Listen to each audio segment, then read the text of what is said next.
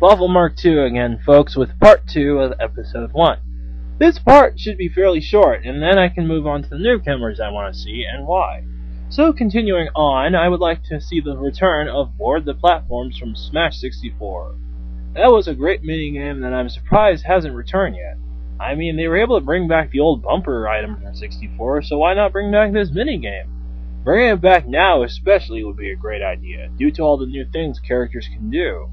I mean, if Nintendo could do a BTP that combined jumping with all the new things, tether grabs, wall jumping, floating, gliding, and maybe even jump saving, that would be one hell of a fun minigame. I also thought up a new, simple minigame idea, based off of Brawl's Waiting Room and a similar named Sprite movie I saw once. Beat up Sandbag. My idea is this. You are given a set amount of time and you have to do a certain amount of damage to the sandbag in that amount of time. If you meet the goal, your reward will be a trophy or whatever they use in the next game, and some prize coins. So, for example, one possible one would be to do 150% damage in 20 seconds or something like that. Of course, the higher the difficulty, the harder the minigame should be. So yeah, that's a pretty fun idea I thought of. Next, I'd like to see a new story mode. Yeah, I know not everyone likes Subspace Emissary, and felt it was a little too much like Kirby Superstar. But you honestly can't look me in the eye and tell me that the idea of Nintendo's finest joining forces to beat the villains wasn't kick-ass. And if you can, you're playing the wrong game, series dude.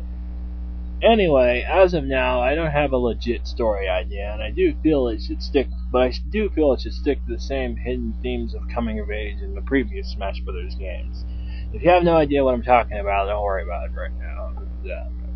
Anyway, last but not least, a new mode idea that would be so freaking awesome if Nintendo did it, and I really, really hope they do it. A tag battle mode.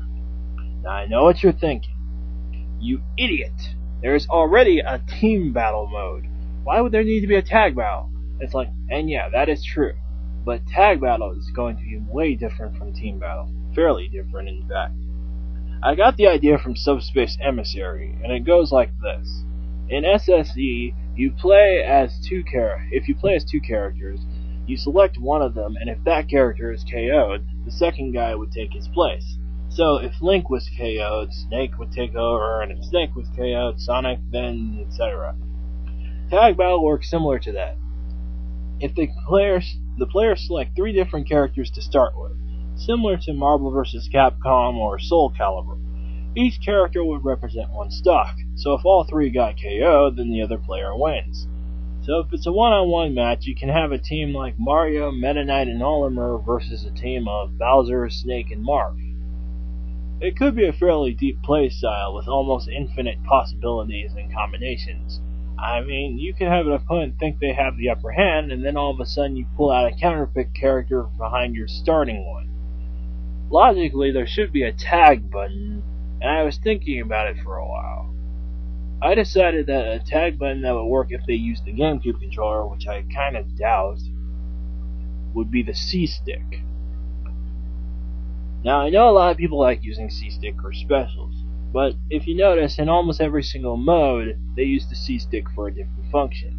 In single player, it's used for the camera, multiplayer, it's used for the specials, and in Brawl, you can practically modify it so it can do whatever you want.